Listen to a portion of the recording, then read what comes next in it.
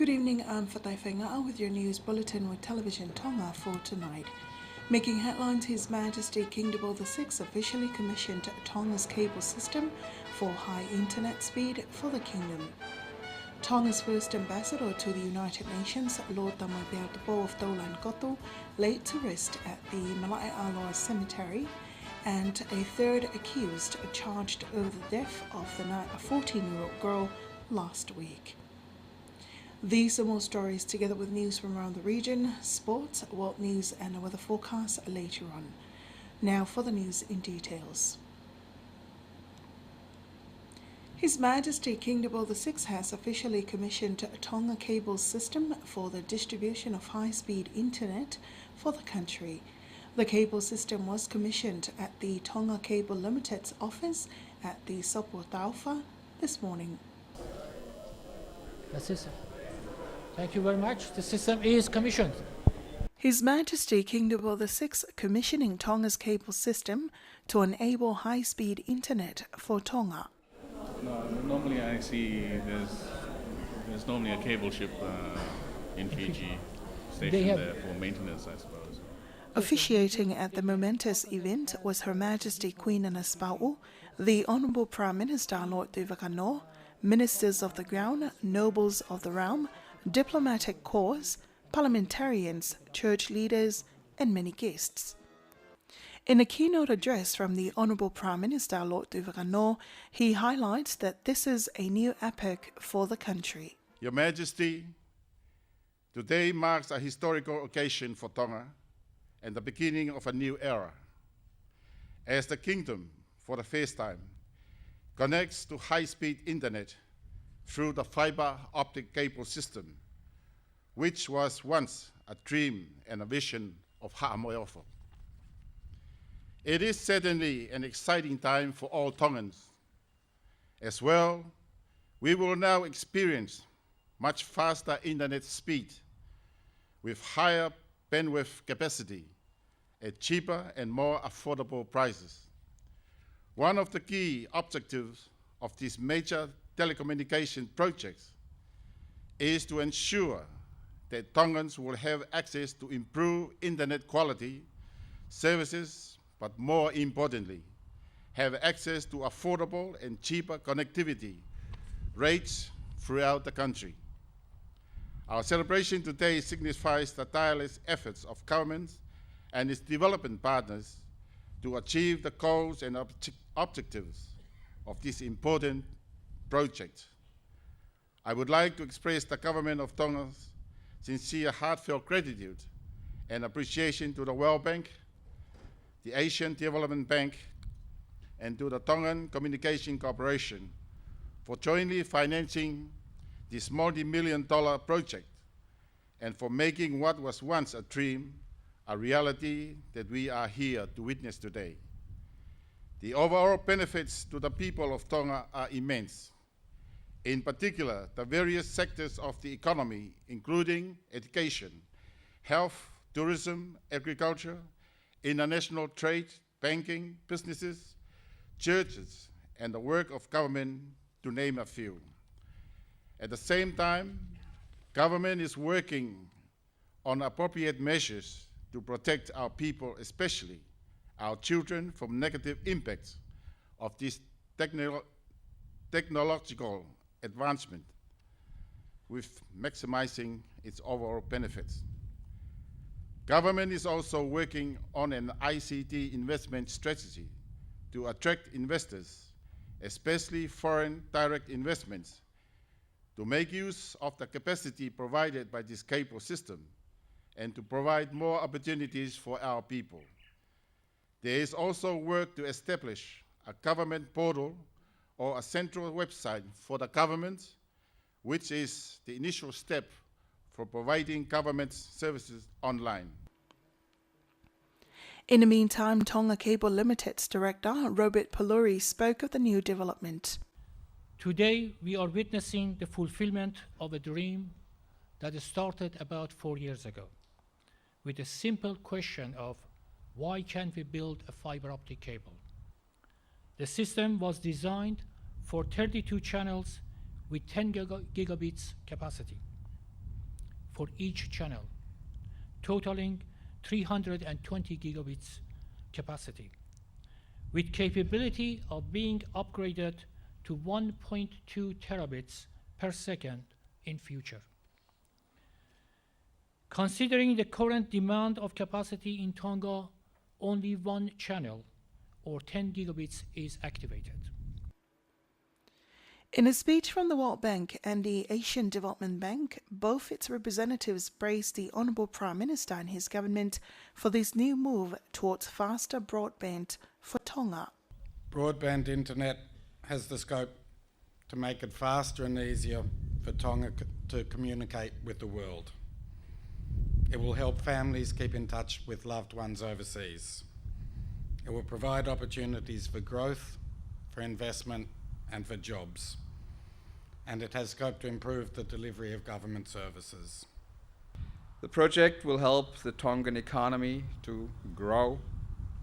Broadband connectivity create jobs, and jobs create income to better the lives of Tongans. But this project will do much more than that. It will connect people and bring Tongans that live abroad closer to home. It will also strengthen cooperation between countries in the region and beyond. Tonga is the first Pacific island to connect to the cable under the Pacific Island Regional Connectivity Program. The 827 kilometers submarine fiber optic cable is linking Tonga and Fiji, in which delivers traffic from Tonga to a hub in Sydney, Australia. In the meantime, plan is underway by the government for a domestic cable system to further provide high internet speed to the outer islands than to Samoa. Tonga cable system is totaled at more than 60 million pa'anga for the whole project, funded by the World Bank, Asian Development Bank, Tonga Communication Corporations, and the government. The role of a faithful apostle is similar to that of a decent servant. A statement was made by the president of the Free Wesleyan Church of Tonga, Reverend Dr. Ahio, during the memorial service for Lord Tamoepea Tupo of Tola and Kotu, also known as Sonatane Tuakinamolahi Tamoepea Tupo. This was held at the Centenary Church yesterday. He passed away at the age of 70 earlier last week. Sinilato was at the service and filed this report. Their Majesties King Tupo VI and Queen Anaspa'u officiated at the memorial service of the late Lord Tamoepea Tupo of Tola and Kotu. Also present at the service was their Royal Highnesses Princess Salote Mafle o Pilolevu Tuita, Princess Mele Si'iluktapu Kalaniwalu Fotofili, and Princess Ofeina Kihilangi Fa'afanua, together with some members of the royal family. Also at the service was the Honourable Prime Minister, Lord Tuivakano, ministers of the Crown, foreign dignitaries, high-ranking officials from the Tonga Defence Service, families, relatives, and friends. During the service, Reverend Dr. Ahio said that Lord Tamoepea Tupo was a member of the Free Wesleyan Church in Sayone, who's also a good ambassador for Tonga and his family. Tuakinamolahi has taken up high positions in the government. He was a very down-to-earth person, kind-hearted, and always has a lot of patience. He did not only carry out his duty to the fullest of his ability in Tonga, but also in his overseas duties. He worked as a fine apostle, abide by the roadmaps provided by the government until he passed away. Lord Tamoepea Tupo's biography was read out by the Acting Chief Secretary and Acting Secretary to Cabinet, Aholo Tupalu, which revealed that he started his career with the government as the Deputy Secretary for the Department of Foreign Affairs in 1969. He became Tonga's first representative to the government of the United States of America during the reign of President Ronald Reagan, President William Clinton, and President Barack Obama. He also held the post of Foreign Minister and Acting Defense Minister. He was also assigned as acting governor for the island of Vava'u. Late Lord Tamoepea Tupo of Tola and Kotu served Tonga under the rule of His late Majesty, King Taufahau Tupo IV, King George Tupo V, and the current King of Tonga, His Majesty King Tupo VI. He was also Tonga's ambassador to the European Unions, Belgium, Denmark, France, Germany, Netherlands, Russia, amongst other countries. In 2011, His late Majesty King George Tupo V approved the installation of Sonatane Tuakinamolahi Tamoepeau Tupo to the life peerages of Lord Tamoepeau Tupo of Tola and Kotu. The late Lord Tamoepeau Tupo was laid to rest at the Malae Aloha Cemetery in Kolomotua. He is survived by his 4 children and grandchildren. A 42-year-old woman has been charged with abating crime in relation to the death of the 14-year-old girl at the hospital last Friday. She was the 3rd accused arrested and charged over this case. The Police Commissioner Grant Tofi revealed this to Radio and Television Tonga News. He says the 42-year-old is not related to the victim. This comes after the mother of the deceased, a 34-year-old woman, and a close relative, a 37-year-old man, was charged with manslaughter in relation to the girl's death. However, the 3rd accused will appear at the magistrate court on Friday, while the mother and her close relative will reappear at the same court next Monday. All of the accused remains under custody until next week while investigation continues.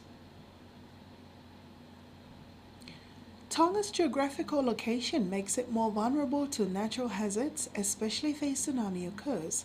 This is based on Tonga's location, which is near to the Tongan Trench between the 2 islands of Ewa and Tongatapu. Sinilato reports. The National Emergency Management Office, NEMO, continue attempts to make people aware of disaster management and response to reduce any risks if a natural disaster occurs. In an interview with Radio and Television Tonga News, the director of NEMO, Leveni Aho, says most of the time they believe that any consequences of a hazard will be faced by the people on the western side because it is very low. But their recent findings show that the eastern side will bear the brunt of any tsunami if it occurs between Ewa and Tongatapu.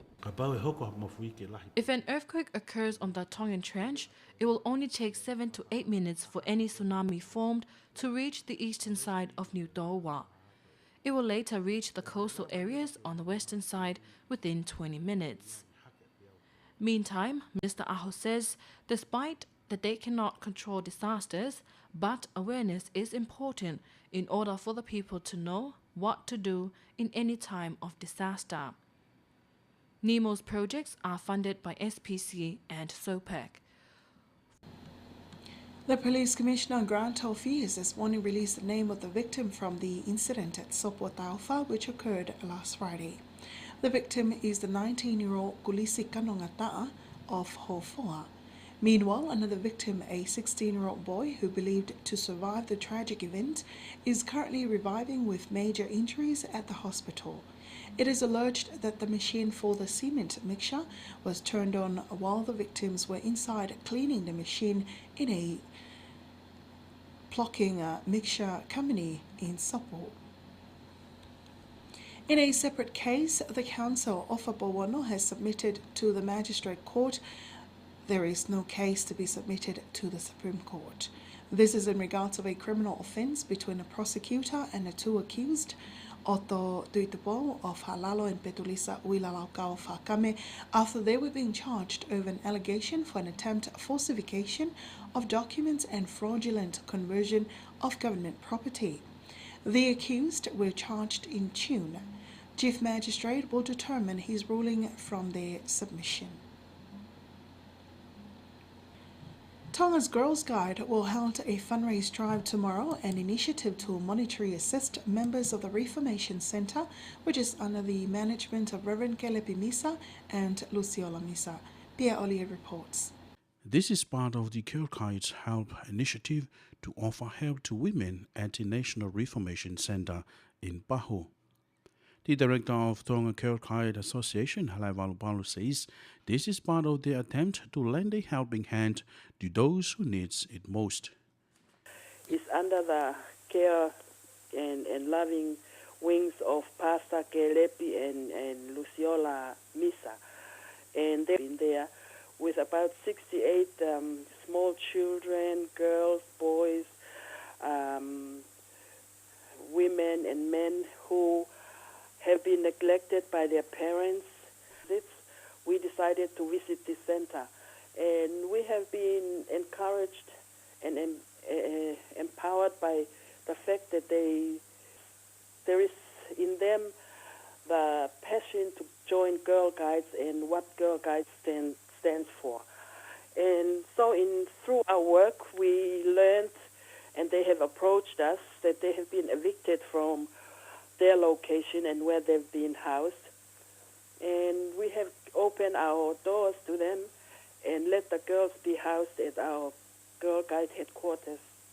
Mrs. Palu says Girls Guide headquarters houses some teenage girls from the center, while others are camping at a land allotment in Hateho. The radiothon will be held tomorrow at the Nuku'alofa Central Business District area. Pierre Ollier for Television Tonga News. That's from around the region. Pacific is up next.